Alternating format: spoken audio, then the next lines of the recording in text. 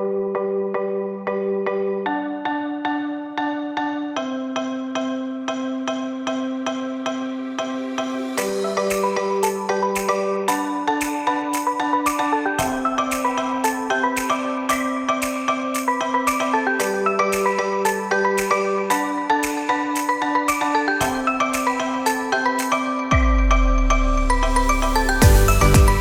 guys, welcome to Word First Radio, the podcast brought to you by Word First Ministries. I am your host, Jacob O'Neill, and as always, I'm joined by my friends Cameron and Bailey. Hey. And today, it marks our 1-year anniversary of the Word First team landing in Oslo, Norway.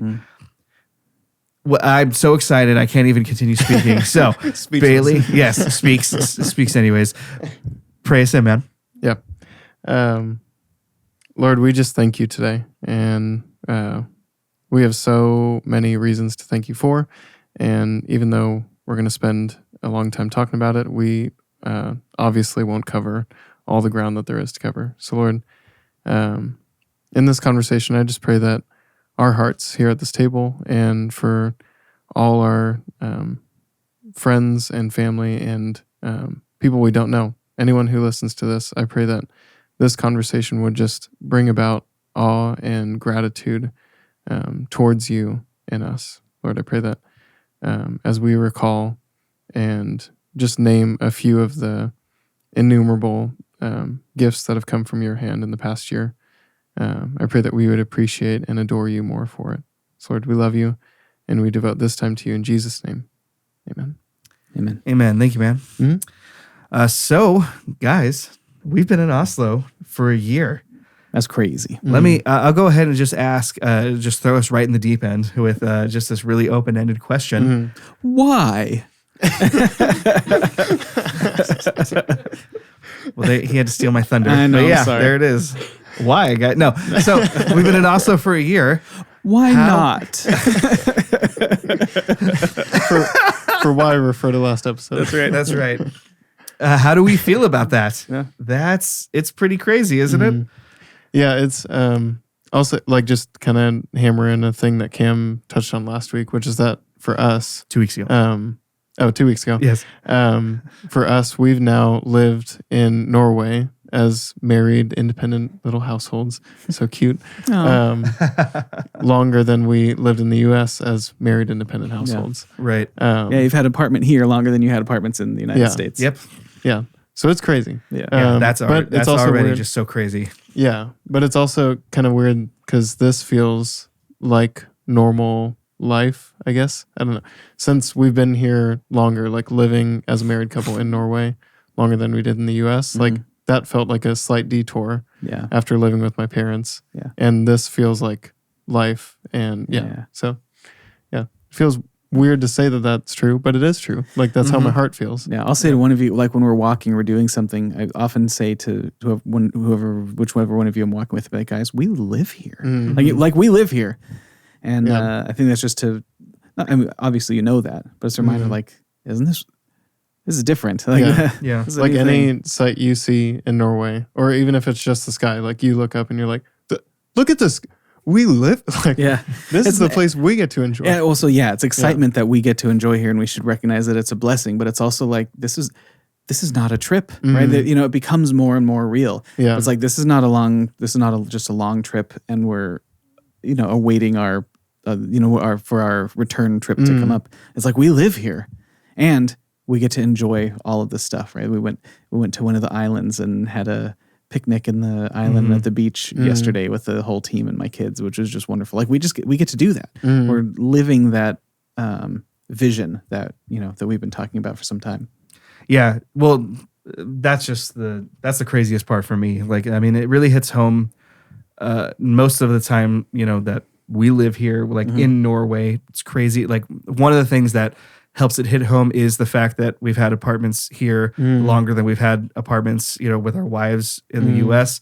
One of those things is when we visited the U.S., like I think that was like really where it really hit home for me, like not for the first time, but just in a big way, where it's like, oh wow, like I spend my vacation in the United States. Like it can be something as simple as like when I'm here going to the grocery store, or if we're going to school, or to an island to, have a barbecue and go swim. It's like, wow, like I live in Norway, which is just insane. I mean, especially like for us, thinking back to the years leading up to coming here, the fact that all these conversations we would have of like, hey, so you want to come to Norway? And I'm like, no, why would I do that?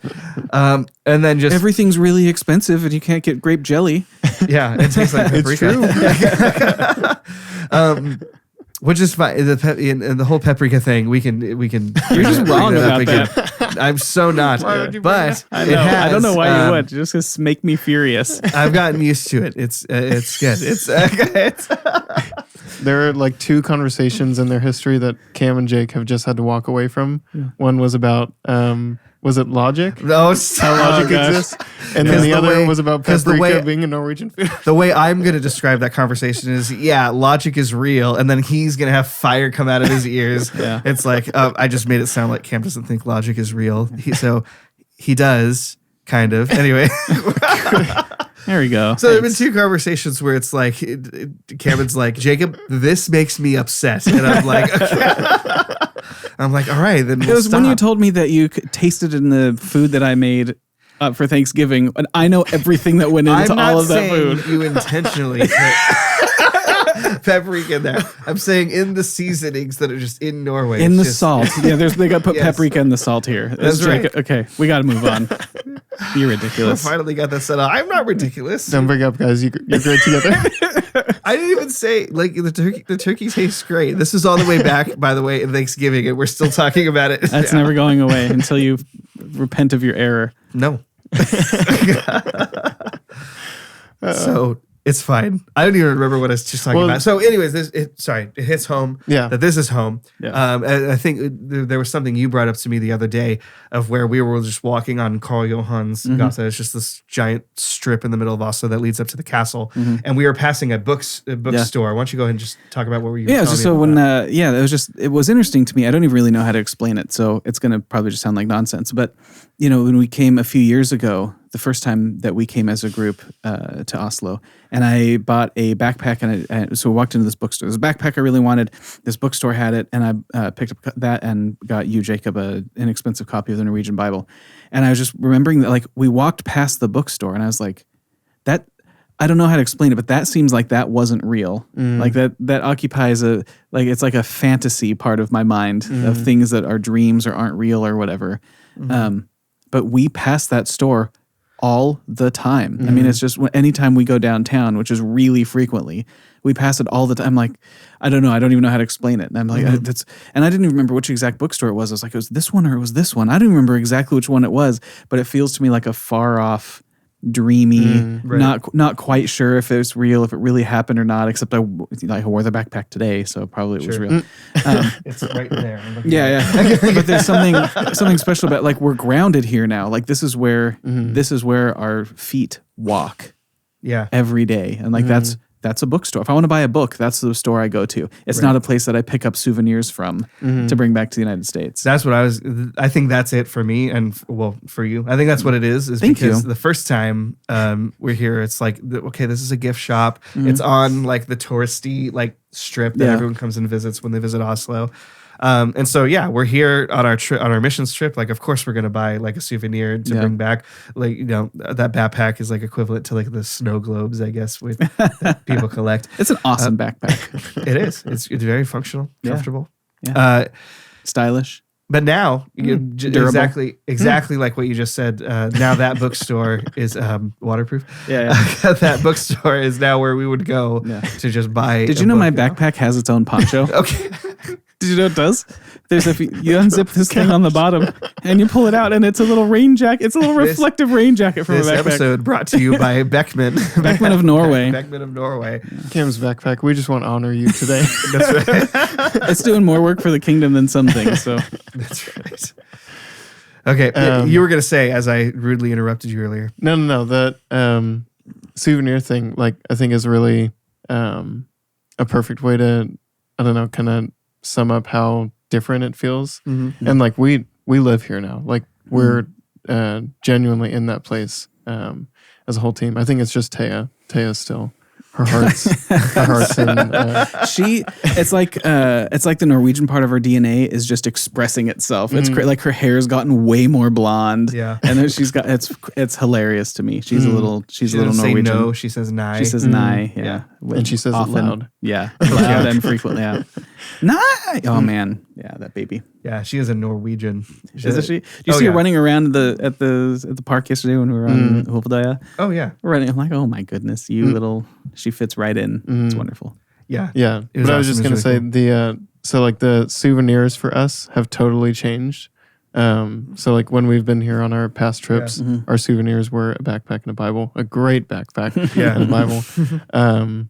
But now our souvenirs are hot Cheetos from the U.S. Yeah, that's what I. Like, is this a Pop-Tart? A bottle of Chick-fil-A sauce. Like for us, who cares about the Norway magnets and the like sweaters and everything? Like for us, that's just expensive clothing that we need to buy one day eventually. It was National Mac and Cheese Day the other day, so Whitney like broke out a box of Kraft mac and cheese for the girls that my parents muled over here from the United States. It's like a golden calf that everyone's worshiping. That's before. right. That's right. And so you ate like, good. Well, it's crazy. So he was like, Mom, I think we should have SpaghettiOs for dinner. Right. And I'm like, we have to save the SpaghettiOs. This is paprika free SpaghettiOs. Like there's definitely paprika in the SpaghettiOs. Like this is a rare treat. Like we can't take this for granted. Do you know what it took to get this here? Like Grandma had to lie to government. To government, she had to promise a liar. Yeah. And a father of lies. That's right. That's right. She should be in jail right now. My goodness. That's right. That was the cocaine. Sorry. There's no problem. There's no problem with SpaghettiOs. I've never thought of cocaine in Atlanta. This is very different than the first time. Sorry, I'm feeling a little silly. That's all right. To be clear, my mom did not bring cocaine. She's going to be on a list now. You have to clarify and it would have been fine. No, you just had her name. Fine. She didn't wink bring any. Great backpack, by the way. I know. But so the souvenirs are the things that we miss from the United States. So for us, it's grape jelly and good peanut butter and like jelly. Sunflower seeds and it's mostly food stuff, because Norway just has different food things here. Yep. Wonderful. Bring us back. I mean, I'm just good luck. Shocked. Okay, so let's get back to talking about Jesus. So I guess the general sense really for just from the whole team is that it's been a year. Yeah, like that's insane. And what has mostly been insane through that is God demonstrating His faithfulness over and over and over again, especially throughout this year. Yeah. So we've talked a lot, definitely on past episodes of the things that God did to get us here, which is amazing. And it's an incredible story. If I do say so myself, I'm not just saying that because my family's a part of it, but just it's insane. Like we shouldn't be here, but we are here because of a miracle of God. But since we've been here, there have been like amazing milestones, if you want to call them that, or altars that just God has brought to us to show us His faithfulness of amazing things that we've done here. Let me just I have a list of like 5 or 6 of them, but again I'll make this very open-ended again. Why? No. Why? What? There you go. What? What now? What are some of those milestones or altars or some of the highlights of this last year of what God has done for us? Yeah, I'll give you a who. Go ahead. I don't have a what, but I have a who. There you go. So I'll say as just the first one that comes to mind is the Christian welcome that we had here. So obviously, like we're here to join the effort of making many, many more Christians, but there are churches that are solid churches, biblically faithful churches that were here to greet us. And I would just say that's like the first milestone for me is we showed up here without Papa Cam. The girls call him Papa. I don't. I'd call him Cam. Yeah. Yeah. I don't want to look at you after calling him that Papa. Was the first time they've ever heard that come out of your mouth. I can't even look at you after calling you Papa. But so we showed up here, just the school goers of us, the crew of us, and we're welcomed by Benta and Espen and Raquel. And I guess we can give little Emma some credit, but That's right. for a dinner just right after we got out of the quarantine hotel. We're welcome to a dinner with them. And there was also Bielsen Missionkirche, which is a 2-minute walk from where we live. With Pastor Eidik. Yeah. And we went there on our first Sunday in Norway. And I just have like the sweetest memory of hearing Norwegians worshiping in their language that at that time I literally knew none of, like only knew Unnskyld. Yeah. So, and they didn't apologize in the song for some reason. Yeah.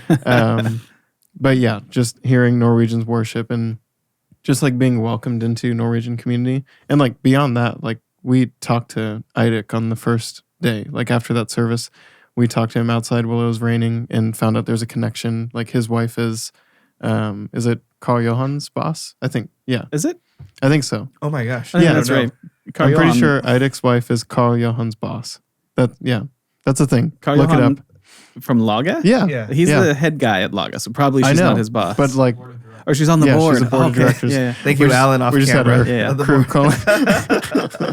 calling. But yeah, so it's been a consistent thing that we've seen how Christians have been so welcoming to us throughout our time here.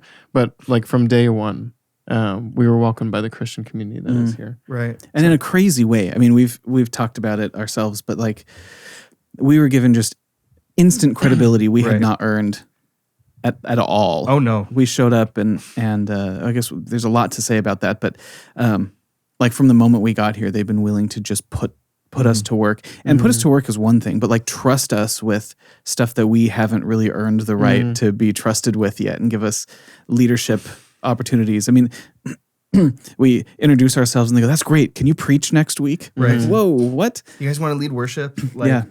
leading worship. We've been invited to lead worship at like in almost every context we visited. Basically, like the church we're in, Bielsen, HLT, our school. We've been asked to lead worship there all the time. Like I get asked to lead worship in different worship teams, playing various different instruments. Like I don't play bass, but I get asked to play bass, which is fun.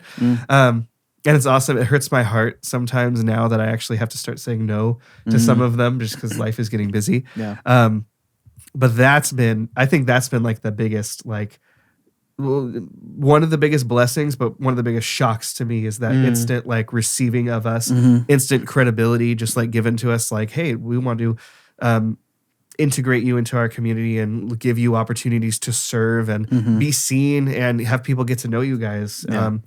And another thing that kind of goes right along with that is also just the kind of support and trust that we get, not just to be put in front of their people and help make ministry happen in their churches, but also to be like one of the examples that's relevant to our podcast is doing the podcast at Bielsen at the church. So if something falls through, or just if something falls through with our metal pole and where we're at here, Eidik has been super generous. Is like, yeah, take my resources, rent out the church building for a whole day and get a bunch of episodes done. Yeah. Hey, I could come on the podcast if you want and talk about evangelism and mission, which is super sweet of him. And it was an awesome episode. Remember the first time we asked him if it'd be okay if we use the sanctuary? He just like texted us the door code. I was like, yeah, sure. On whatever day. Yeah, we're not using the building. Yeah. And that was it. Like that was the end of the discussion. We used it for some worship stuff we posted. Yeah. I think I don't know how many of those At Christmas, we have on YouTube. at Christmas time. Yeah. We recorded and posted several worship videos. Yeah. So that's What's crazy. there's a story, I think it was Tim or someone who invited you or Jake to play at an event somewhere. Yeah. And like the extent of what they knew or what they heard of or something was that all the Americans play guitar, something like that. Yeah, Seaman asked if I would be on the worship team for something. He was like, "Hey, can you play guitar?" And he and I had we'd shook hands once, but we'd never spent any time together. Yeah. And he texted me and said, "Hey, I got your number from so and so. Can you play guitar for this thing at this thing, and this thing at this thing?" And I was like, "Yeah, but what? Like, why do you think I play guitar? Right. He said, oh, I asked Tim, and Tim was like, ask one of the Americans. They all play guitar. But it's funny, like that's like a perfect example, like obviously a funny and not a totally true thing, but just like to display the temperament that they've had with us. Like they totally assume that we can do whatever, or that they can trust us to That do they can whatever. trust us, I think, is the main thing. Yeah, and then they just let us run. So like we have to tell them to pump the brakes and like let me earn this a little bit. Well, I've had to do that a couple of times where I've been asked to take on responsibility, which would be wonderful to do. But one of the things that we're trying to be careful of is this American savior thing, because the truth is, and in fact, a lot of the people that we work with now have been burned by Americans who've shown up as American saviors, and for one reason and are not, right? Whatever they are, they're not American saviors, and they have left rubble in their wake or whatever. That's, I think, mixing two metaphors, but whatever. What they've left behind them was not very good. But nevertheless, they're willing to trust us. But we're very cautious and conscientious of the fact that we are not the American saviors. So even times when they want to give us the opportunity to sort of be out front and lead in a context that we haven't earned the right to, I'll ask them. That's awesome. I think the team would be wonderful at doing that. We're honored that you would ask us. And if you can't find anyone else, we're definitely willing to do the work. But I think we haven't earned the right to do that yet. And that would be, it's not the right time, right? The timing would be, the timing would be such that we could invite suspicion or whatever, because you're asking us to lead people who haven't haven't given us that permission in their life yet. Yeah. But the people here, the Christians here, you guys, so everyone who is listening or watching to this, come visit us in Norway so you'll understand the thing I'm about to say. But the Christians here in these solid biblical faithful churches, they mean it. And so it's difficult to see how they could be slowed down or whatever. They're just willing to involve us to work together. And we've talked a lot about Bilsen Mission Kyrka. That's a different denomination than the Baptists. Right. But the Baptists share an office with Mission Kyrka. Yeah. Mission Kyrka, Mission, well, whatever. Mission Kyrka. No, thank you. We'll figure that out someday. But anyways, they share an office together. Right now. Thank you. They share an office together and work well together. And like when we told Eidik that we decided to take up membership at Home Church, which is a Baptist church, he goes, me and my wife, we were just so excited for you guys. Like, what an excellent church for you to land at. There wasn't this thing that I know we've experienced in, among the sort of California church culture, where there's a little bit of a competitive element. Yeah. Where it's like, we want you to come to our church instead of going to that church and come be part of our group. And that's sort of what's familiar to us. So it was a little bit unexpected in a really wonderful way for Eidik to be like, we love working with you guys, and we're really stoked that you found that church home because they're awesome, and you're going to bless them, and they're going to bless you. And there wasn't any sense of competition. It's like we got the gospel needs to get out, so we just don't have time to be competing with each other. Maybe one day, right? Maybe one day when everyone in Norway is saved, then we can have some infighting. But for now, like we've got work to accomplish. Let's go. Yeah. And that's what I was going to say about Eidik, just about who he is. I mean, the reason why he's that way is because he's an evangelist. Like he's just I think that was like one of the first or second conversations we ever had with him. Like, when you guys first arrived here, which is a miracle in and of itself. And we'll definitely talk about, but it was like when they invited us over for lunch at Mission, at Bielsen. You want to try it? Mission Kyrka. It was like, he instantly was like, yeah, I've got all these evangelism ideas. I want to start doing evangelism with the church and a bunch of different stuff. And was super encouraging. He encourages, like, listen, you're going to encounter people who will discourage you. They'll tell you that can't work in Norway. He said, and sometimes they're right and sometimes they're wrong. So like balance, weigh their wisdom, but don't let them discourage you into not doing anything, but also make sure to listen to people who have tried the thing that you're doing so you don't bang your head against the wall. Which is wonderful. And he specifically, that person, Eidik, has invited us lots of times to participate in the mission that God is undertaking in Oslo. And it's just wonderful. Yeah. And he's one of several examples of those kinds of connections that we've made here. Yeah, well, let's talk about another one of those examples. One of the milestones is that we had joined a church. Yeah. We have joined, and we talked about that briefly, but let's kind of talk about that, how crazy that is, that relationship right there. It was kind of fun because you actually mentioned just the other day that when we initially landed here, our initial impulse was to actually lean away from joining home church. Do you want to expand on that? Yeah, just I think one, we had relationships with them already. So one part of it was knowing like there are more Christians to go out there and meet. So like let's get in the city and find the people that we don't know. And maybe there's someone whose church is I don't know, like the puzzle piece that's designed for us, Perfect. Let's go find the perfect fit. Yeah. So yeah, we just kind of had that sense, but the main thing was that Zach and Jen were already planning on partnering, being members of Home Church. So adding us to the equation was just a whole nother American delegation.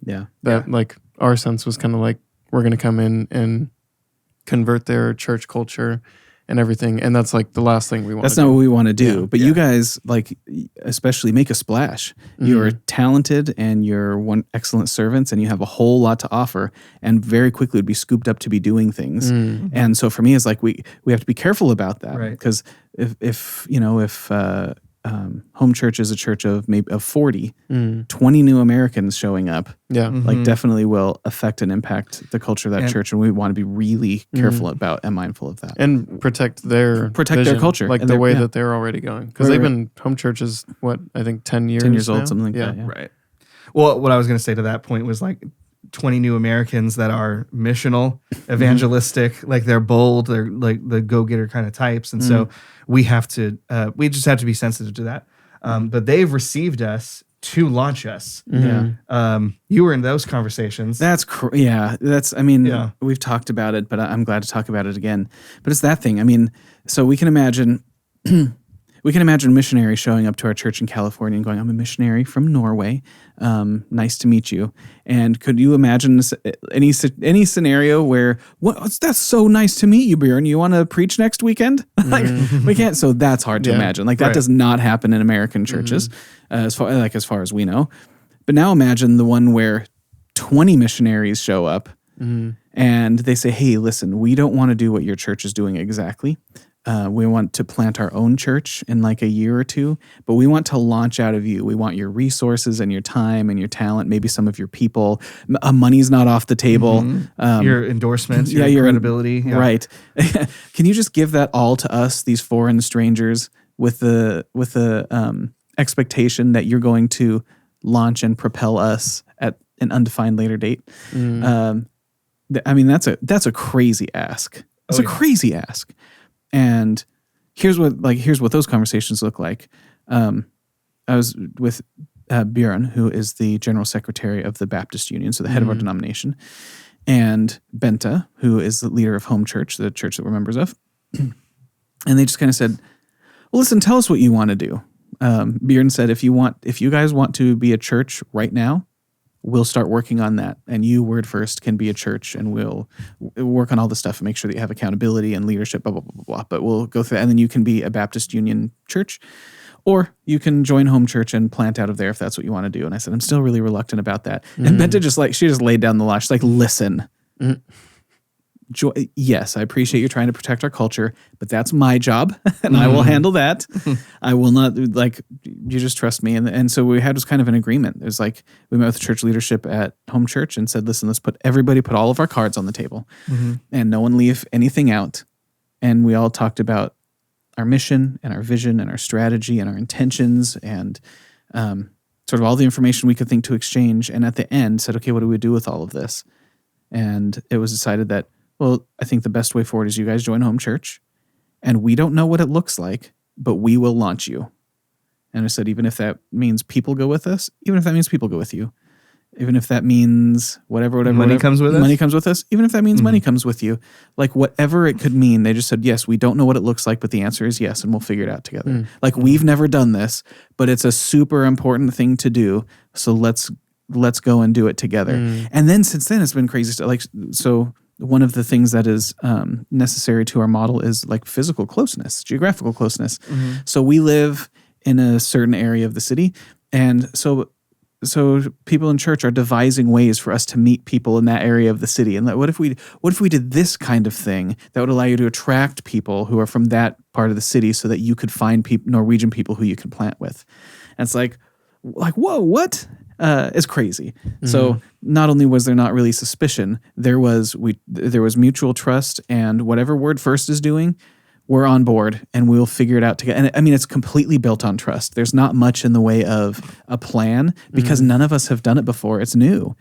So we're going to devise the plan together. But what's at the bottom is a pre-commitment. We're going to commit before we have the plan put together and intact to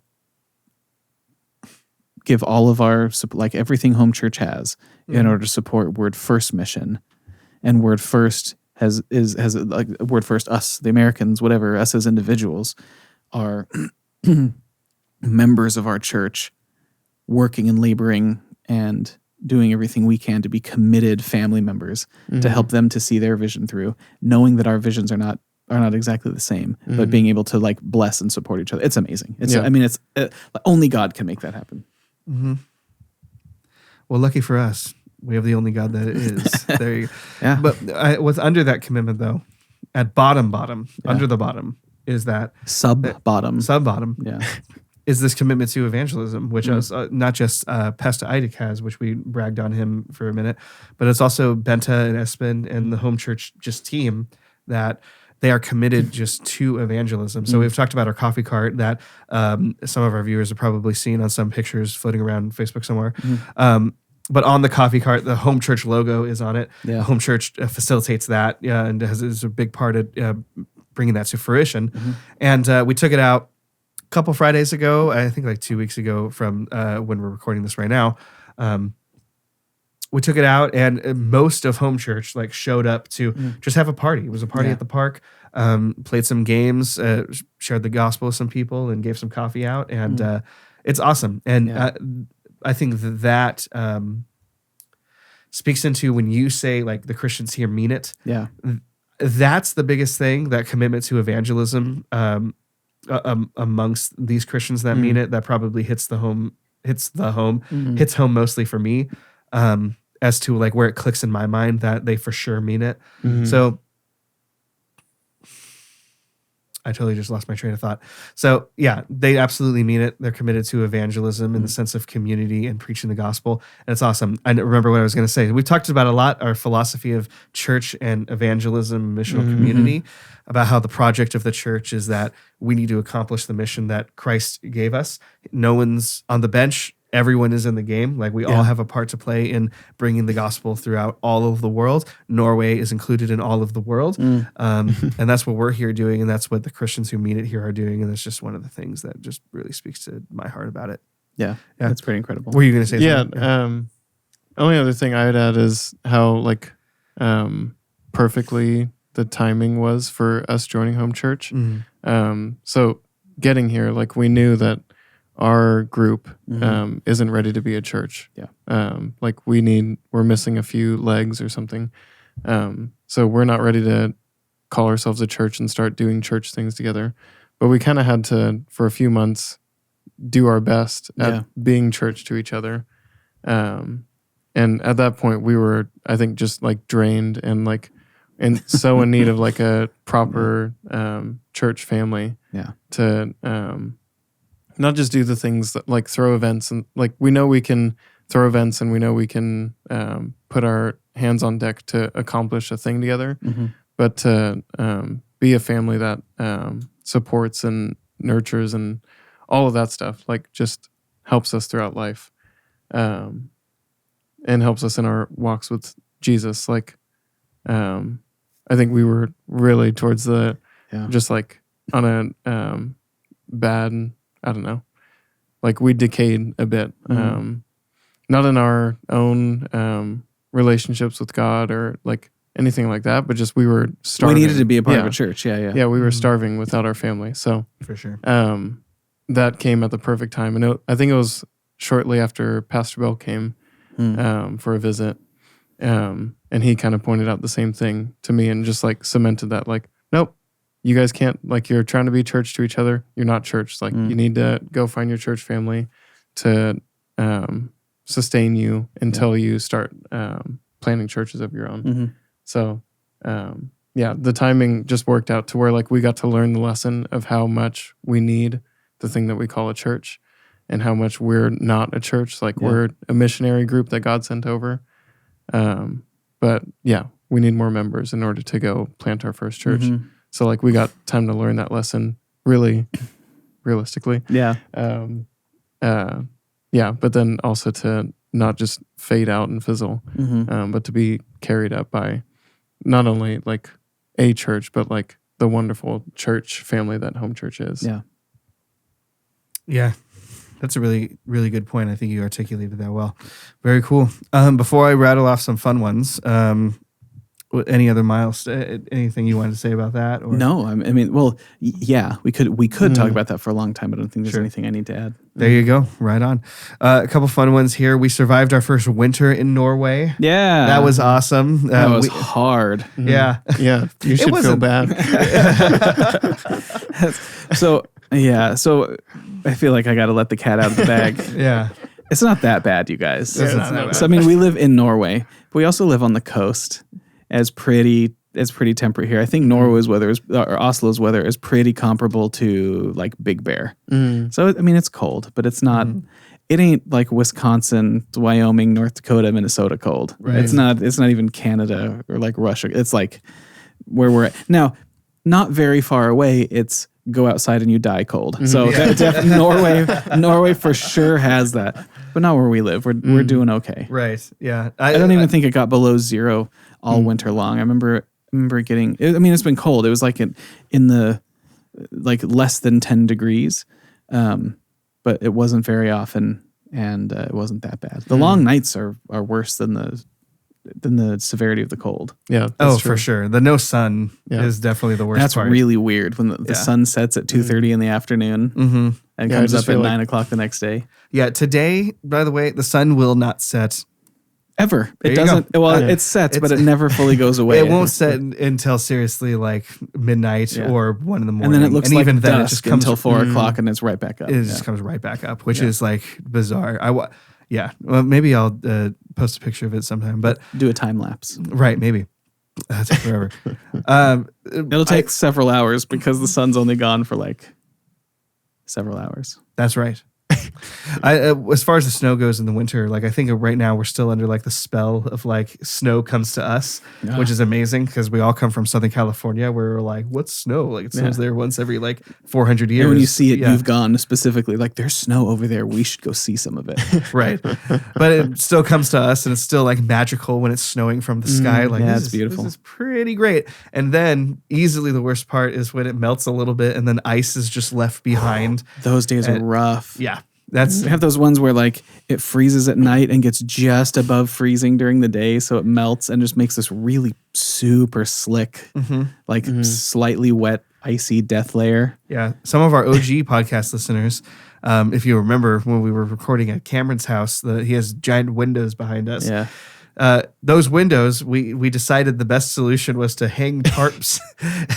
Oh man! Hang tarps up. We bought tarps and to control hooks. the light inside. So we try and block out as much light as we could. Otherwise, the sun sets in 2 hours, and just recording the podcast would be from like bright to night. And we bought cardboard to replace that, and we still needed the tarps, even if that we put the cardboard up. But anyways, we're hanging up tarps. Me and Bailey are hanging up tarps together while it's snowing and while there's blankets of snow everywhere and ice. We are literally almost dying every week to bring you this quality podcast. So if you didn't appreciate us before, that was brutal. They have these slip-on cleats you can buy so you don't fall. They need to make that for scooters so that we can scoot in the ice. Yeah, those spikes you put on your shoes. Yeah, not falling and eating it is the worst part of winter. Or I think Whitney had a rougher winter than I did because she is the one who takes the little girls to Barnahaga every day. So she would take Taya and Celia. So Taya's in a stroller. When we got here, we had a junk stroller that was not prepared for just like normal terrain. Never mind like the 1,000-year-old roads, and right? Never mind like being on roads with history. But then for them to be covered in snow and ice, it just wasn't prepared. So we bought secondhand a better one that's still not super great. But so her like pushing and slogging through the snow, and the snow here tends to be really dry, so it's like walking in sand. Like it doesn't melt underneath your feet, it doesn't give you any like crunch and traction. It's just like it takes 5 times as long to walk anywhere because you step and then your foot like it slides like sand. It's really rough. So I think I didn't do that. So I went to school with Cheery, so I would walk her to the bus stop and ride the bus with her. But Whitney's walking a couple of miles every day, taking the little ones to and from Barnhalga, Right. and that's a little rough. But it's not that cold. You learn to layer. You learn every Norwegian house is boiling lava hot. They say so. You learn how to dress in layers, and they say we've learned from our friends, our Norwegian friends. They have a saying that goes, "There is no bad weather. There are only bad clothes." Yep, there's no bad weather, only bad clothing. Yeah, and it does. The clothes do the job. They do keep you very warm. Very cool. One thing, especially relevant for us, actually the whole team. Of the kids, right? Not Cam and his family, finished our first year of school at HLT, which is pretty awesome. I mean, I loved it. It was a great experience for me. How would we feel about that? Yeah, I mean, it's we're getting bachelor's degrees, so that's awesome. Like, I didn't even necessarily plan to get a bachelor's degree in my life, so like to be a third of the way done with that is weird. I never planned on being an educated person, but here I go. But the school is just awesome. Like I'd say, even more than the like schooling itself. So we're in the next year, I think for you and I, it'll be really interesting because we'll do some internships where we go find churches to intern at. Yeah. We don't know exactly what it looks like, but that's pretty much what we know. So this next year, I think will be interesting, and we'll get a lot more valuable, like cultural insight and things that we get to learn. But I think I'd say HLT, like talk about an altar that like reminds you of the awesomeness that God's up to in our lives. Like the people who we were calling on the phone on the other side of the pond at 10 o'clock at night saying, hey, we need this paperwork done in like 5 days. Can you do it? They're like, oh, normally we get that done in like 5 weeks. But Georgetta, who we now know as Jetta, because she's like a real person in our lives, is just one of the people working at the school. So the people who are who make up the staff of that school are just wonderful. There's some of the Christians who welcomed us. Like the teachers don't let you call them professor. It's weird when you do, but we still do it sometimes.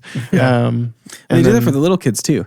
So like our girls at school, they don't call their teacher, like even in the United States, even in preschool, like your teacher's name is Susie, you'd call her Miss Susie or something. Right. They do not do that here. It's just strictly first name. That's really weird. Yeah. So our little ones are on a first name basis with their teachers. And so is Cheery. Yeah.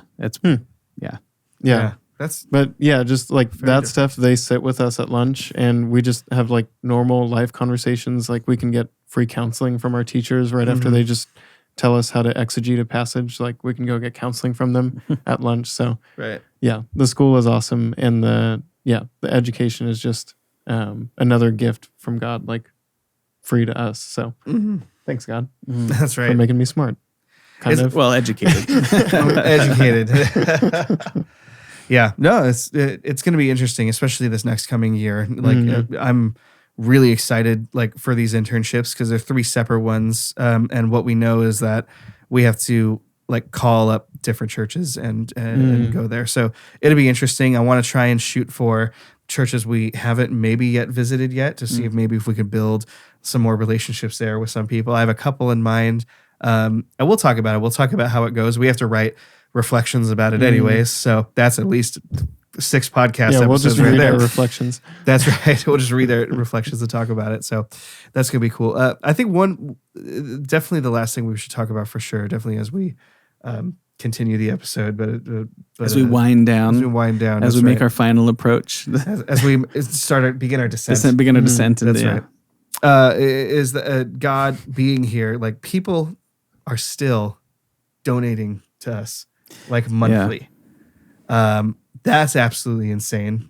We definitely just like one of these amazing like just total like God moments I definitely have to talk about. We definitely have to give this shout out. When me and Motown visited the US, my dad's church, his pastor, I went to church with my dad. And the pastor was like, hey, before you go back to Norway, you and I got to get coffee. We definitely got to sit down and get coffee. And I'm like, okay, I've met you like 3 times, but like, and I don't know why you want to talk to me, but sure. I did know why he wanted to talk to me, but we sat down for coffee and he's like, tell me your story. Tell me about the mission. Tell me how you guys are doing out there. How are you and your wife doing?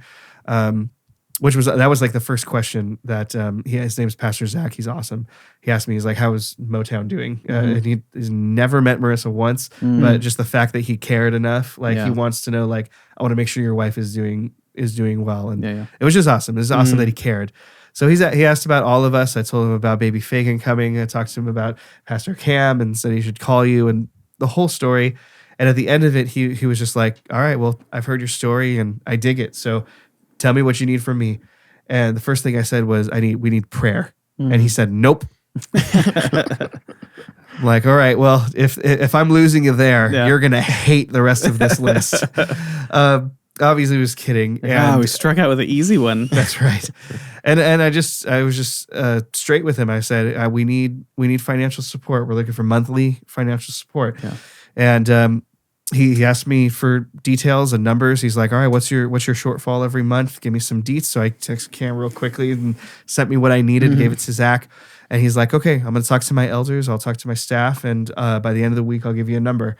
And they've committed to donating monthly to us. That's amazing. So Fusion Christian Church, you guys rule. Thank you. That's a huge blessing. But that's just indicative of just one of those God moments where it's like a year later, we're still watching the Red Sea part. We're still watching God do these crazy divine appointments just to remind us like, hey, I'm taking care of you guys. I brought you this far. Yeah. You've been a year into the mission now of something that was a dream like 4 years ago. Yeah.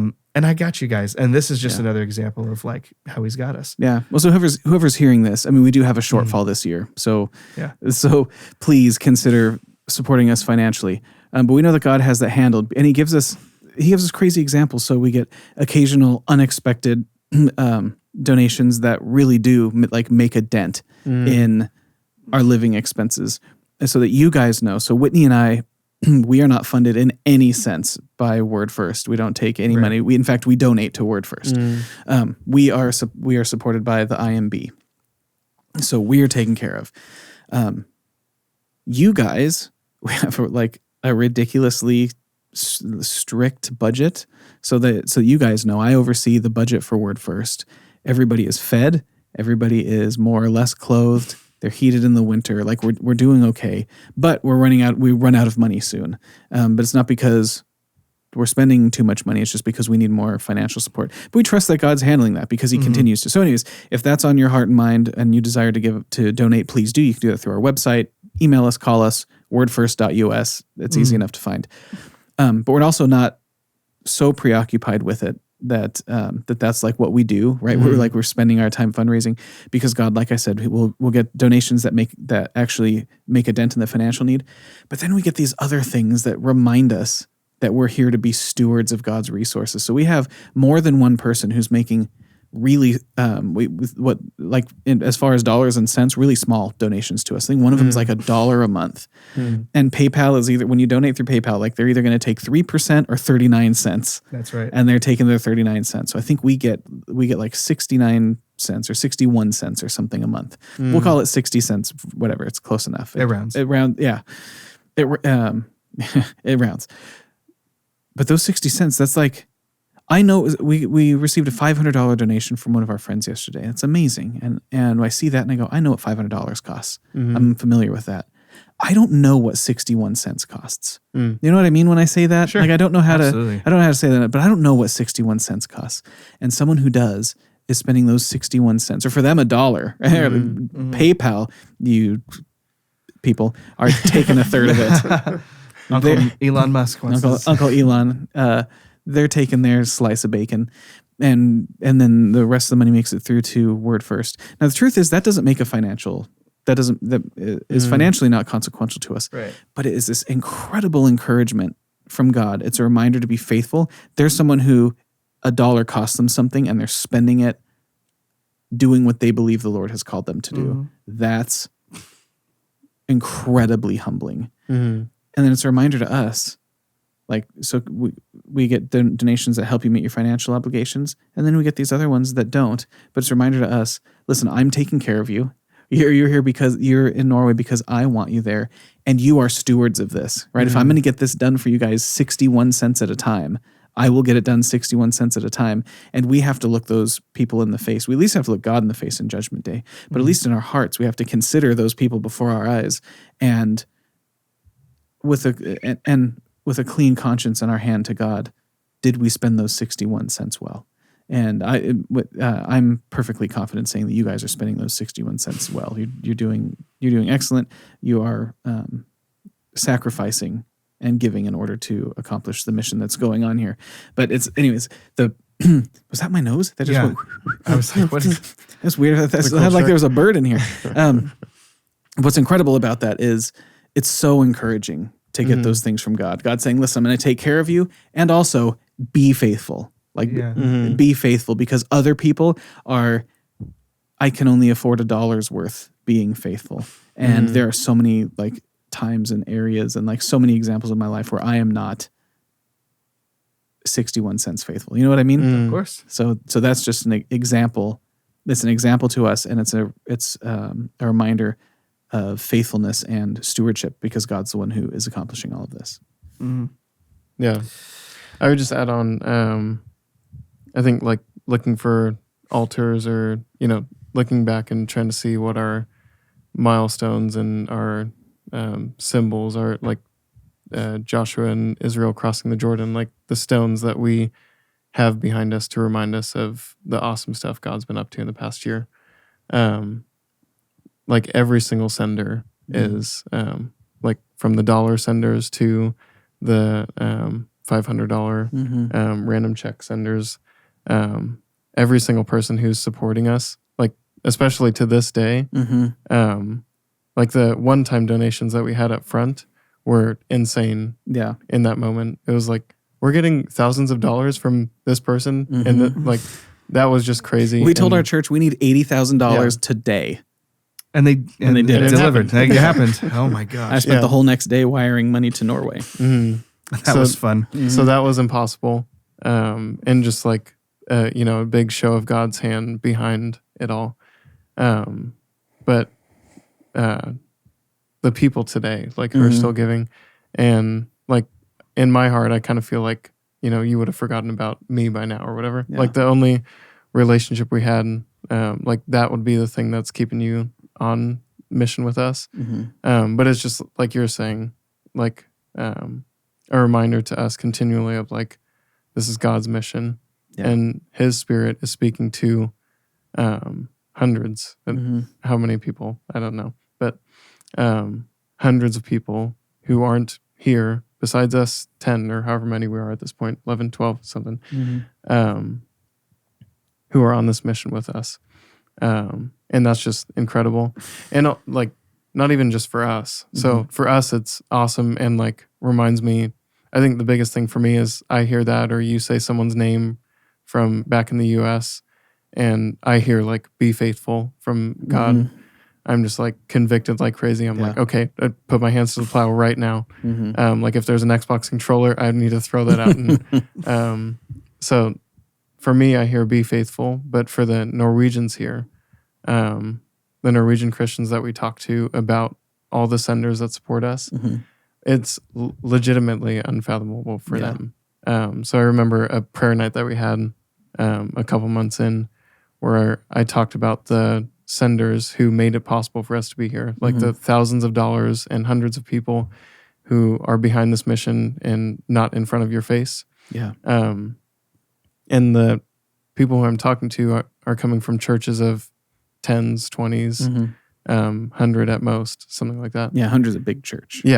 So for them, knowing that there are that many people across the world concerned with the gospel getting out here was a giant sign. And they just stopped and said, like, wait, like God sent people? Like, we've been asking for that guy specifically. Paul was his name. But Paul was talking about how his church has been praying for God to send help. And I was able to just like deliver the news of like, hey, like he sent help. And it's not that we're sorry, these it's awesome me, heroes. but Yeah. But it's that God has all these people from across the world. Some he sent literally across the world. Some he's sending your dollars across the world. and that's what Benta says. Like Benta says, she goes, it means God hasn't forgotten about us. Yeah. Yeah. So thank you for what it means to our hearts. Thank you for your sending and your support, your prayer, everything, how it encourages us to be faithful. Yeah.